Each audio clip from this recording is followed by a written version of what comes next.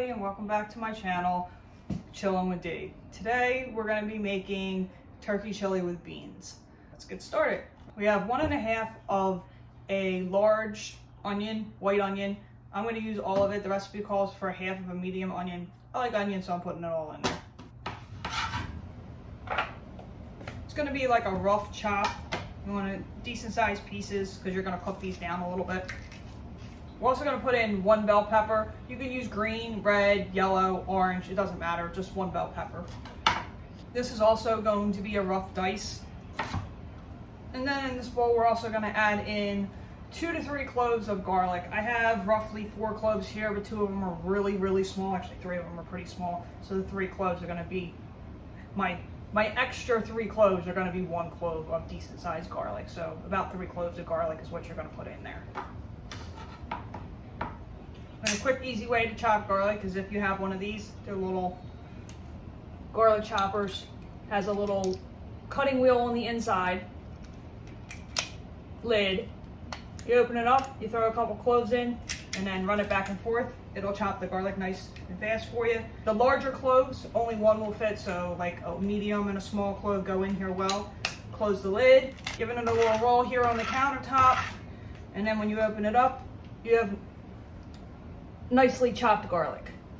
So dump it out, keeps the wheel in place while you chop the rest of your garlic. So you can continue chopping garlic until it's all done without having to open it up and touch the blade. And makes quick work of chopping garlic. Get the big chunks out, and then what you'll do is you open the lid, remove the wheel, give it another good tap, and there you go.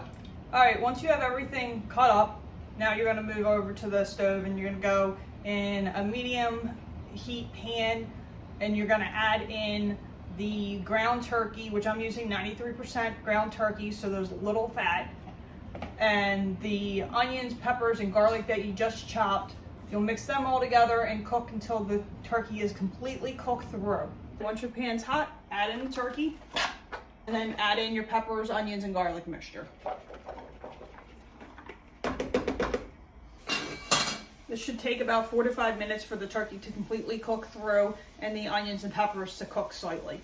You're not cooking the peppers completely, and you're not cooking the onions completely, you're just softening them because it's going to go into the crock pot for 4 hours.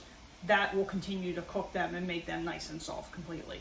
So you want to break the turkey down as it's cooking so it doesn't get clumpy. I'm just using a wooden spatula. You can use a meat masher if you have it. Whatever works for you.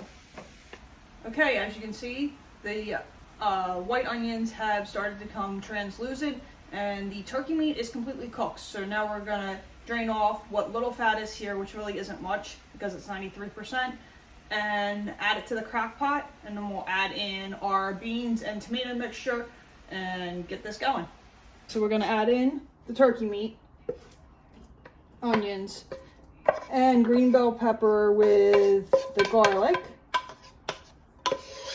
Scrape your pan, make sure you get all your onions in there. Spread that out.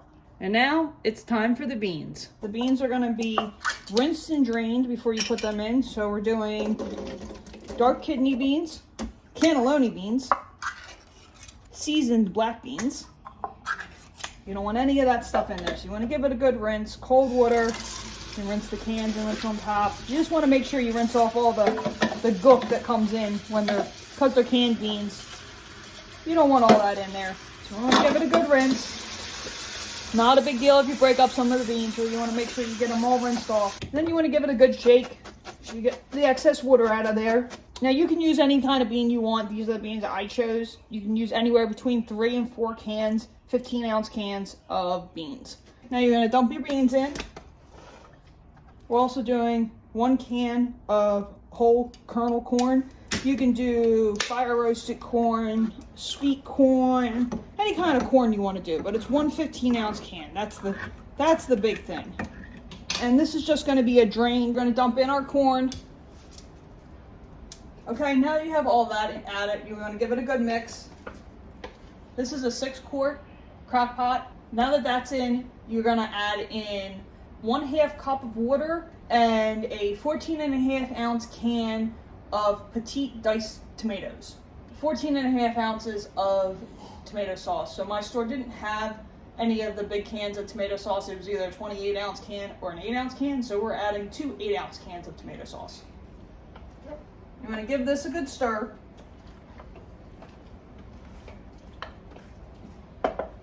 Make sure that's everything's incorporated. And the last step is to add in 2 teaspoons of cumin and 2 teaspoons of chili powder, and then salt and pepper to taste. When adding your spices, make sure you don't dump them all in one spot. Spread them evenly throughout the crock pot. That way you don't get one spot that has a concentrated amount of seasoning. Even when you mix it up, if you tend to dump it, it doesn't all incorporate real well. So give it a sprinkle all the way across the crock pot. It's okay if you're a little heavy on the seasoning, but you just want to make sure it's spread out throughout the crock pot or throughout your pot. If you're cooking this on a stove, you could do this on the stove in a large pot. Cook it for about 45 minutes on high.